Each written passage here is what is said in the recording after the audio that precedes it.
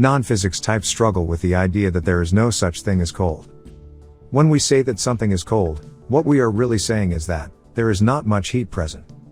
And it's an interesting concept to wrap your brain around the fact that the coldest known place in the universe is right here on my favorite planet, Earth.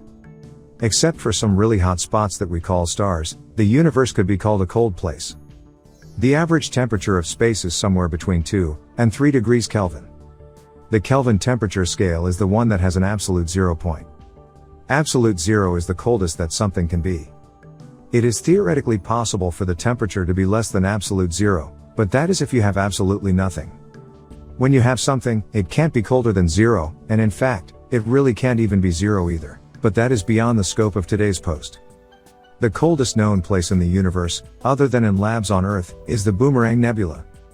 It's strangely only about 1 degree Kelvin, when the other nebulae that we have measured are twice that, or even 3 times the temperature of the Boomerang Nebula.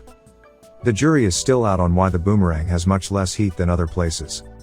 It was on November 24 in 1998 that we lost the scientist and chef who said, "I think it is a sad reflection on our civilization, that while we can and do measure the temperature of the atmosphere of Venus, we do not know what goes on inside our soufflés."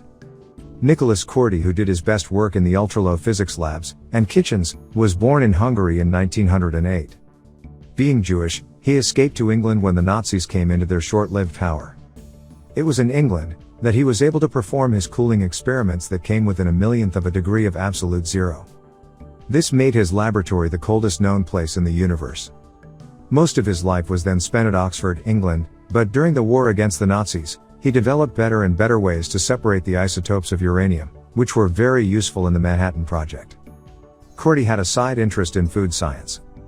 He combined his hobby as a chef with his study of physics and chemistry into one science, which he called molecular gastronomy.